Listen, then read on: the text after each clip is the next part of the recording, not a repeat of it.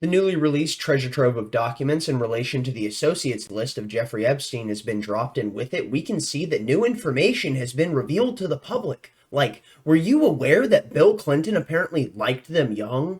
Wow, shocker. Were you aware that Prince Andrew had relations with Jeffrey Epstein? Wow, shocker, I know. This list did not actually reveal realistically any new information. Anyone that was paying attention to any of this already knew basically all of this stuff, and with it, what we see is this is nothing more than a smokescreen. I want the black book. I want the flight log. I don't care about the associates. Yes, they are important, but they are not the people who we should be most concerned with. We should be paying attention to them, looking at them with scrutiny. But we want the flight log, and we want the black book. Now let's go ahead and get into this video. Starting off with Axios, what to know about the unsealed Jeffrey Epstein documents. A federal judge unsealed hundreds of pages of court documents this week from a lawsuit related to deceased convicted sex offender Jeffrey Epstein. The big picture is that the first tranche of documents includes dozens of names deriving from a civil lawsuit against Jizan Maxwell, who was sentenced last year to 20 years in prison on sex trafficking charges and other charges for helping Epstein sexually abuse teenage girls. There's something we need to address about Jizan Maxwell that's just so vile and disgusting on a human level. Jeffrey Maxwell, being a woman, understands the nature of how vulnerable young girls are, and with it, she took advantage of that. And you can go look at the interviews, you can read the testimonies, you can read the court filings. Many of these women are now saying that she was a reassuring face that allowed them to feel more comfortable until the point that they realized how uncomfortable they were and in what situation that they were in. This is disgusting on such an indescribable level, and certainly not a way in which YouTube will allow me to, because the language that I want to use is, well, most certainly bannable. Known Epstein associates, including modeling agent Jean-Luc Bernell, who died while on trial for charges he denied connected to the sex trafficking ring, are mentioned in the court filings, which also name a number of prominent figures. Who are named in the documents? Former President Bill Clinton is mentioned dozens of times in both releases. Wow, good golly, gee gosh, what a shocker! Can you believe it? I'm so surprised. Except of course I'm not. No one should be. You know what else shouldn't be a surprise? Jean-Luc Bernell, the man who apparently died while on trial, well, he went the way of suicide. Isn't that something? Another person who could have had crucial information to expanding people's understanding of this operation just randomly ends up dying and committing suicide. Totally by their own volition. Totally, yeah, most certainly, bro, 100%. In response to Axios' request for comment, Angela Urena, a spokesperson for Clinton, pointed to a 2019 statement issued shortly after Epstein was arrested on federal sex trafficking charges. Urena had said Clinton had no knowledge of the terrible crimes with which Epstein had been charged. Urena added that Clinton had not spoken to Epstein in well over a decade and has never been to Little St. James Island, Epstein's ranch in New Mexico, or his residence in Florida. Of note, documents released Thursday include an allegation from Gouffre that Clinton had stormed into the offices of Vanity Fair and threatened them to not write sex trafficking articles about his good friend Jeffrey Epstein. However, Graydon Carter, Vanity Fair's editor-in-chief at the time, told The Telegraph this categorically did not happen. I don't buy that Bill Clinton doesn't know anything about this. Just going to be blunt. That's an absolute load of shit, in my opinion.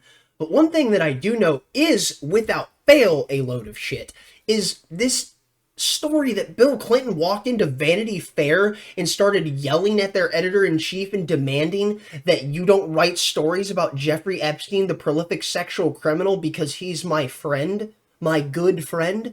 No one would do this. No one with 1/10 of a chimp's IQ would actually even do this. Moving on, another person implicated is former President Donald Trump, who is mentioned in the documents, but no reference is made to any illicit behavior on his part. And I believe, you can fact check me on this, Donald Trump kicked Jeffrey Epstein out of Mar-a-Lago, as well as being one of the only people when the original depositions were being served in 2009 to actually be willing to give the lawyer the time of day to talk about these things, to understand the nature of what's happening with Jeffrey Epstein. You know what? Let's go ahead and cue up that clip right now, and then we'll move on talking about the rest of this. Obviously, our current president has had relationships with Epstein in the past, and there are those Katie Johnson and maybe other victims who have accused Trump of being involved in things like this. In my experience, Trump supporters will not listen to anything along those lines. Obviously, we're not a court of law here right now, but are those claims, though that case was dropped, it was dropped before it went to court. In your opinion as a lawyer and your experience, is there anything you can say as to the validity of those claims, or whether or not there will be any more about that? Nothing at all. The only thing that I can say about President Trump is that he is the only person who, in 2009, when I served a lot of subpoenas on a lot of people, or at least gave notice to some pretty connected people that I wanted to talk to them, he is the only person who picked up the phone and said, let's just talk. I'll give you as much time as you want. I'll tell you what you need to know, and was very helpful in the information that he gave, and gave no indication whatsoever that he was involved in anything untoward whatsoever, but had good information that checked out and that helped us, and that we didn't have to take a deposition of him. That was in 2009? That was in 2009. So, do you know if there's any truth to James Patterson's claims that Trump kicked Epstein out of Mar-a-Lago? I've definitely heard that. I'm not really a fan of Donald Trump, but that is commendable, and that I respect. Willing to give that lawyer the time of day and actually have these conversations, to give information that the lawyer then said was valuable in their investigations to go ahead and take down Epstein in the future. That is something worthy of respect. While I may not like Donald Trump that much, and I think he failed in the nature of what happened with 2020, he kept Fauci on the job. Don't get me started on how disastrous it was with the nature of trying to pull out of so many wars and failing to do so, but at the same time, people have to address the fact that Donald Trump wasn't even in full control of his military, nor his intelligence operations, because the fact that they were consistently lying to him and feeding him bad intel, and they were circumnavigating his rule consistently, so I understand, I get that. Nonetheless, we move on.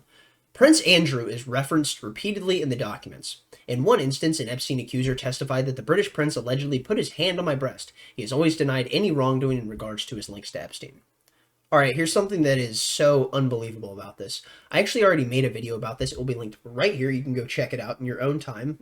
Cue it up right after this or something. And I addressed the fact of what happened with ABC News. So ABC News actually had the Jeffrey Epstein story years ago. And here's the thing. They didn't run it. And why didn't they run it? Well, it's because they wanted to report on the royal wedding. I'm not kidding. It's, oh my gosh, it's so unbelievably despotic. You'd think it's like something out of a dystopian novel. But Amy Robach had the story of Jeffrey Epstein. She had multiple different victims. She had testimonies. And what happened? Well, ABC swept it all under the rug. And why did they do that?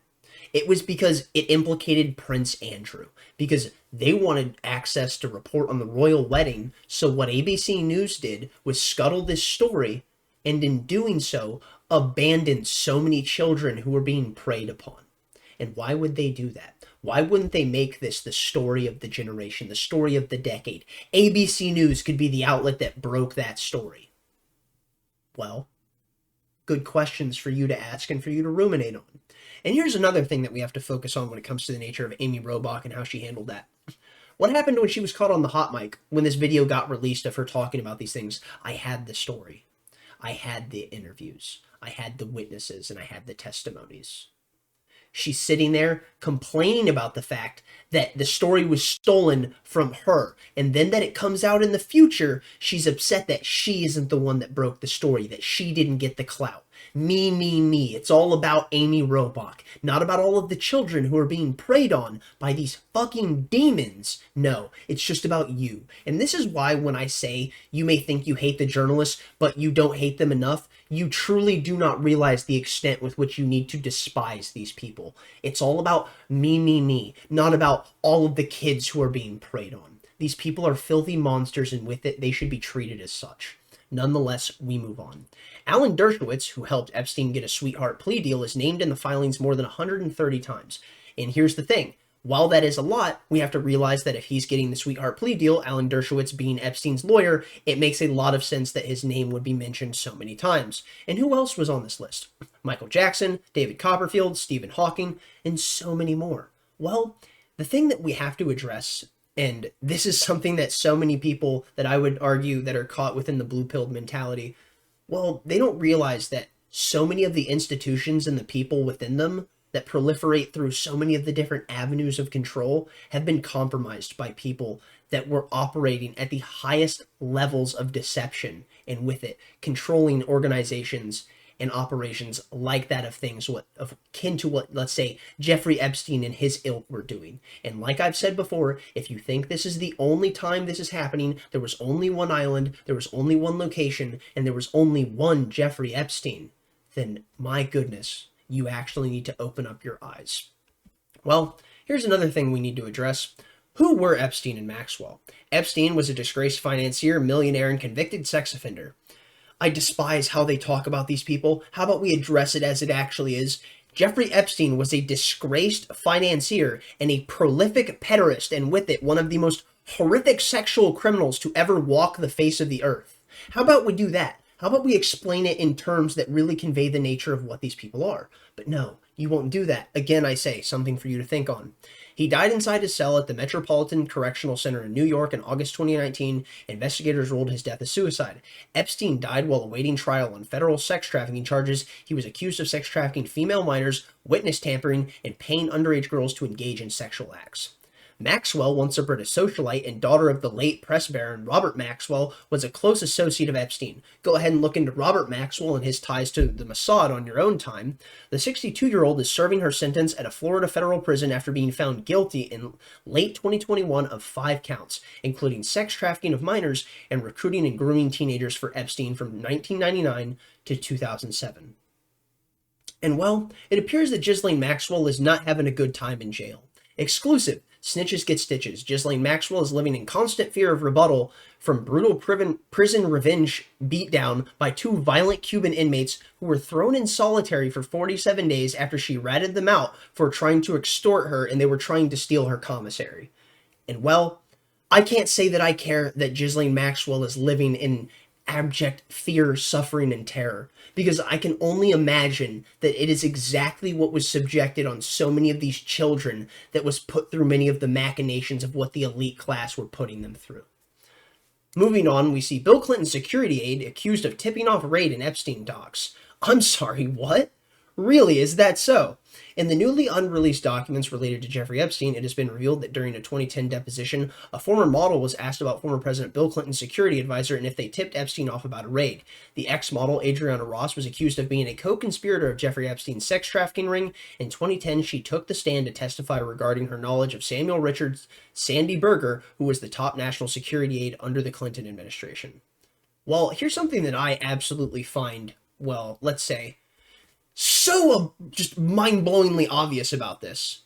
Would you actually be surprised that someone like Bill Clinton, who has access to, let's say, information that you and I most certainly would not be privy to, would tip off someone that would be, let's say, someone in relation to, I don't know, nefarious dealings that he very well may be related to? You know, that just sounds like maybe it's a bit much. But you know what also sounds like a bit much? Megyn Kelly recently came out talking about Jeffrey Epstein, saying that you're going to be able to hear from him in the flesh. I'm sorry, what? Are you serious? What do you mean by this? Megyn Kelly alluding to some incredibly interesting things. I don't know if she is alluding to the fact that Jeffrey Epstein is actually still alive, if she has tapes, documents, and recordings of him that were to be released after his death, or if it's the fact that she's just found a treasure trove of documents and with it, maybe someone has delivered her specifically some information that she will be breaking on her show. I don't know, but let's go ahead and throw to that clip of Megyn Kelly before we move on so you can understand what I'm talking about. And we're not done with Jeffrey Epstein. I can tell you that for a fact. Can't tell you how I know, but I can tell you for a fact we're going to hear a lot more about Jeffrey Epstein in the coming year. And you may be even hearing from him directly. More on that as I'm allowed to tell you. I'm sorry, Megyn, what? What are you insinuating? Because we have to know. Is she insinuating the fact that it's very possible that Jeffrey Epstein is still alive and he didn't actually die in jail? Is she insinuating the fact that Jeffrey Epstein is dead and she was given a treasure trove of documents, video footage, compilations of things that she can go ahead and use and actually expel to the public to explain the nature of Jeffrey Epstein committing certain crimes, maybe even in his own words if it's footage of himself? Or maybe it's something that was released posthumously and with it Megyn Kelly has been given access to it. I don't know what's going on with this, but I will admit I am endlessly curious and I am on the edge of my seat. Please do tell Megyn, I want to know all. And here's the thing, This video was actually going to be so much longer. I just didn't realize how long, and with it, when I was going through all of the resources as I started recording, I realized that this thing would end up being roughly 2 hours long. So what I'm going to do is break it up, and I'll just be making multiple Jeffrey Epstein videos consistently over the course of the coming weeks and years if I can consistently do this as I plan to. And here's the thing. This is a story I will never abandon. I will never drop this, because the fact that the corporate press isn't covering this every single waking minute of every hour of every day, and with it screaming from the highest of hills to the highest of heavens to proclaim the depravity of the people who were associating with individuals akin to that of Jeffrey Epstein throughout the entirety of the elite class, exposing that of the machinations behind that of the blackmail and compromising scheme that was constructed around things like this. I can't believe that they won't sit there and talk about these things and scream about them to the point with which they no longer have a voice to do so. It's unbelievable.